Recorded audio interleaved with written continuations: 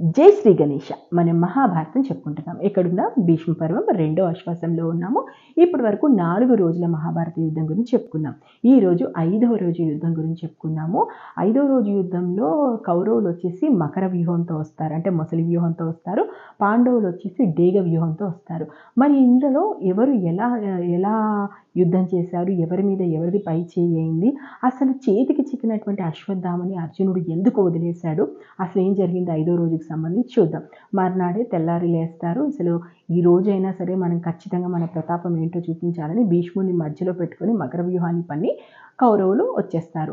ఇప్పుడు డేగ వ్యూహంలో పాండవులు వస్తారు. పాండవుల వ్యూహం ఎలా ఉంటుంది అంటే, ముఖభాగంలో భీముడు ఉంటాడు, కళ్ళలో దుష్టద్యుమ్నుడు శిఖండి ఉంటాడు, శిరస్సులో సాత్యకి ఉంటుంది, కంఠంలో అర్జునుడు ఉంటాడు, ఎడమ రెక్కలో విరాటుడు ఉంటాడు, ద్రుపదుడు ఉంటాడు, కుడి రెక్కలో కైకేయులు ఉంటారు, వీపు భాగంలో అభిమన్యుడు ద్రౌపది కుమారులు ఉంటారు, తోక భాగంలో సకల నకల సహదేవులు ఉంటారు, వాళ్ళకి మధ్యలో ధర్మరాజు ఉంటారు. ఇది డేగ వ్యూహం ఉంటుంది.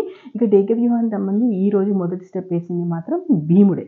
భీముడు వస్తూనే మకర వ్యూహాన్ని చిందర వందర చేసేసుకొని నేరుగా భీష్ముడి వైపు వచ్చేస్తాడు.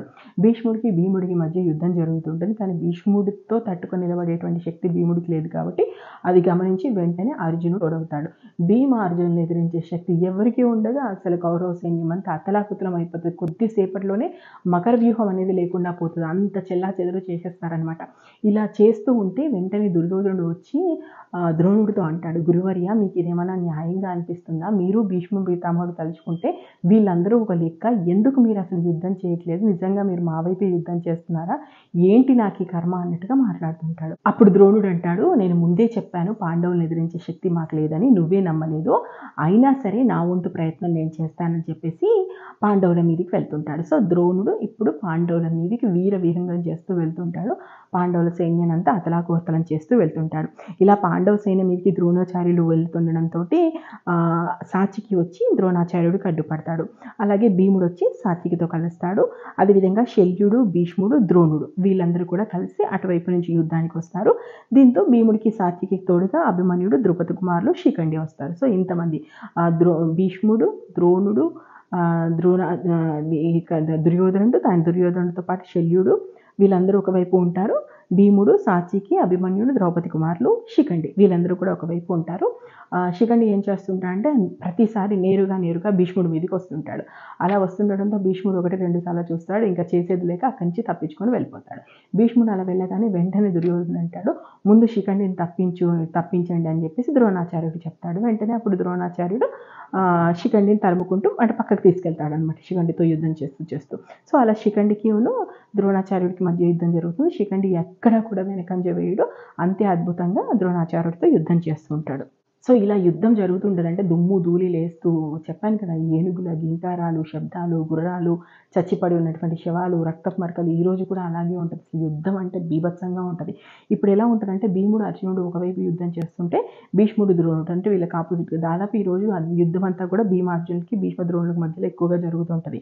సో ఇంతలో కళింగ సేన ఏనుగు సేనను తీసుకొని భీముడి మీదకి వచ్చి పడుతుంది. భీముడి మీదకి వచ్చి పడడంతో కళింగ సేనతో పాటు భీష్ముడు, ద్రోణుడు, కళింగ సేన, అదేవిధంగా ధృతరాష్ట్రుడి కుమారులు ఇంతమంది భీముని చుట్టుముడతారు. ఇంతమంది భీముని చుట్టుముట్టినా కూడా భీముడు అంతే అద్భుతంగా వాళ్ళకి సమాధానం చెప్తూ యుద్ధం చేస్తుంటాడు.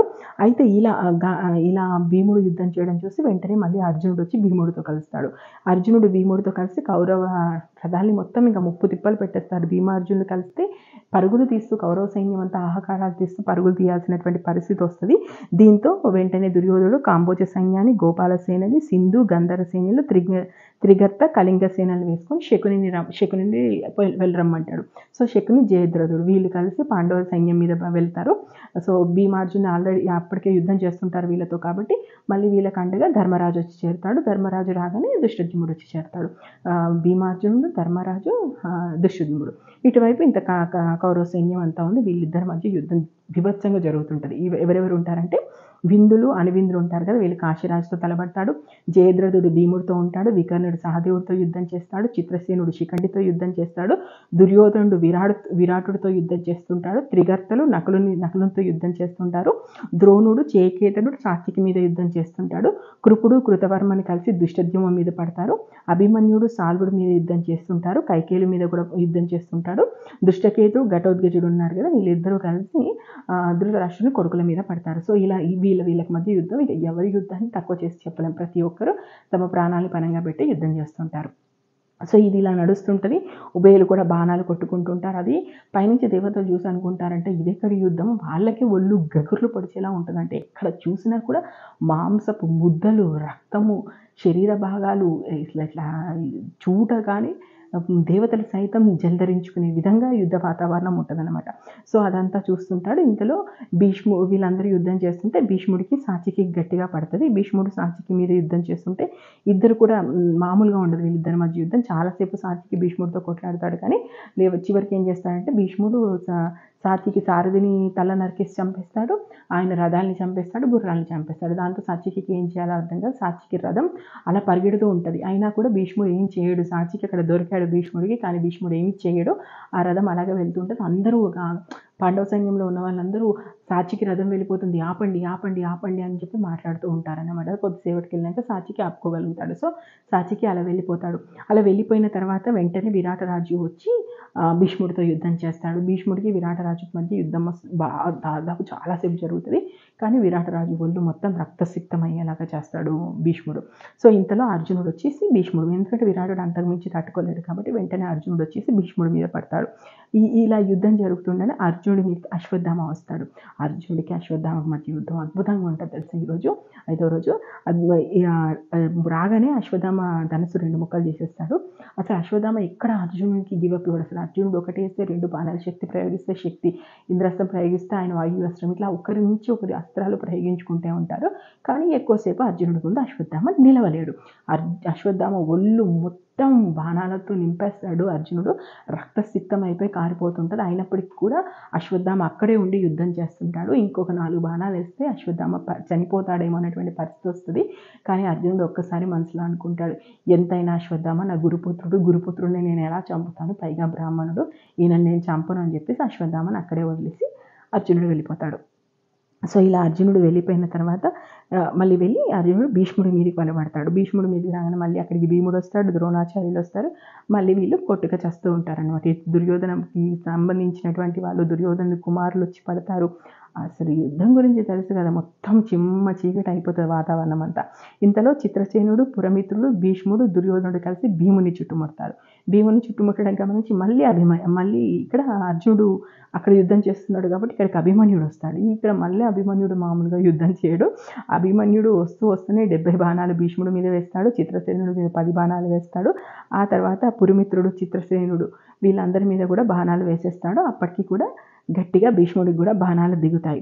సో ఇలా కౌరవ రాజకుమారులందరితో కలిసి ఇటు భీముడు అదేవిధంగా అభిమన్యుడు వీళ్ళందరూ కూడా యుద్ధం చేస్తుంటారు. ఒకటే మాట అంటారు అభిమన్యుడు యుద్ధానికి సంబంధించి, శివుడే దిగి వచ్చి యుద్ధం చేశాడు, లేకపోతే ఇంత యుద్ధం చేయడం ఎవరికి సాధ్యం కాదని. అంత అద్భుతంగా యుద్ధం చేస్తుంటాడు. ఎక్కడ చూసినా అభిమన్యుడే కనిపిస్తుంటాడు. అంత అద్భుతంగా ఓవైపు యుద్ధం చేస్తుంటాడు.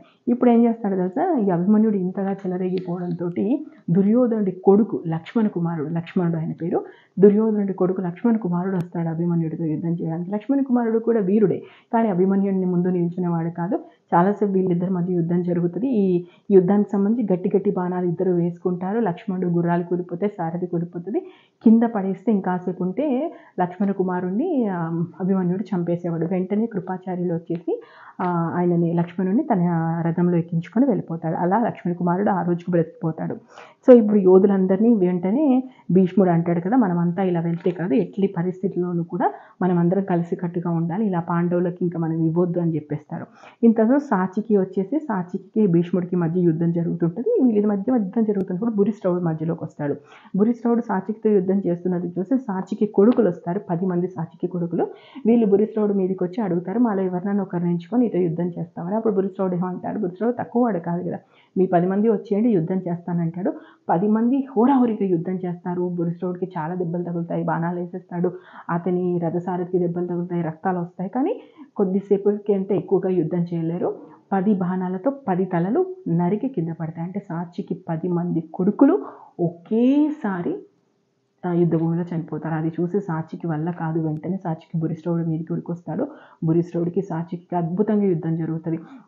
మొత్తం రక్తసిక్తం అయిపోతారు వాళ్ళ శరీరాలు. ఇతని సారథి, అతని గుర్రాలు, ఇతని గుర్రాలు, అతని రథం, ఇతని రథం అన్నీ పోతాయి. చివరికి ఇద్దరు భూమి మీదకి వచ్చి పడతారు. చేతిలో ఉన్నటువంటి ఆయుధాలు తీసుకొని కొట్టుకుపోతారు. ఇంతలో భీముడు వచ్చేసి సాచికి, దుర్యోధనుడు వచ్చేసి బురిశ్రవుడిని రక్షించుకొని తీసుకొని వెళ్తారు. సో అలా ఆ రోజుకి వాళ్ళ సాచికి కొడుకులు చనిపోవడం అనేది పాండవులకు చాలా పెద్ద విషయం. ముఖ్యంగా సాచికి చాలా పెద్ద విషయం. సో ఇలా మొత్తానికైతే ఇదంతా చూస్తుంటాడు. అంటే అప్పటికే కాస్త సాయంత్రం కాబోస్తుండగానే వెంటనే అర్జునుడు అనుకుంటాడు, ఆహా మళ్ళీ సాయంత్రం అయిందని చెప్పేసి వీళ్ళంతా పోతారు, ఇంకా సూర్యుడు అస్తమించినప్పుడు వీళ్ళ సంగతి ఏంటో చూద్దామని చెప్పేసి బాణానికి కొన్ని చంపినట్టుగా చంపేస్తాడు. వీర విజృంభణ చేసేస్తాడు అర్జునుడు. ఇంకా వీర విజృంభణ వైపు కొనసాగుతూ ఉంటుంది. మరోవైపు కౌరవులు కూడా చూపించాల్సినంత సత్తా ఈరోజు చూపిస్తారు. ఇంతలో సూర్యాస్తమయం అవుతుంది. ఇద్దరు కూడా వెళ్ళిపోతారు. ఈరోజు సంతోషించడానికి పాండవులకు ఏం లేదు, సంతోషించడానికి కౌరవులకు ఏం లేదు. ఇద్దరు కూడా తటస్థంగానే ఉన్నారు. వాళ్ళు బాగా యుద్ధం చేస్తారు, వీళ్ళు బాగా యుద్ధం చేస్తారు. కాకపోతే ఇటు లక్ష్మణ కుమారుడు ఓడిపోవడం కానీ, అటు సాచి కుమారులు చనిపోవడం కానీ ఏ రకంగానే ఇద్దరికి ఆనందించే విషయాలు ఏమీ జరగలేదు. కాబట్టి 5వ రోజు తటస్థంగా వెళ్ళిపోతారు. మరి 6వ రోజు పరిస్థితి ఏంటి? 6వ రోజు యుద్ధం ఏ విధంగా జరిగింది? పాండవులు కౌరవులు ఏ విధంగా యుద్ధరంగంలో ఉన్నారు? ఇది మనం నెక్స్ట్ ఎపిసోడ్లో చూద్దాం. నేను మహాభారతం ఉన్నది ఉన్నట్టుగా చెప్తున్నాను. మీకు నచ్చితే ఆశీర్వదించండి. మహాభారతంలో ఇప్పటివరకు ఏం జరిగిందో తెలుసుకోవాలనుకుంటే మన ఛానల్కి వెళ్ళండి. మహాభారతం ప్లేలిస్ట్ ఉంది, చూడండి. Thank you. జై హింద్.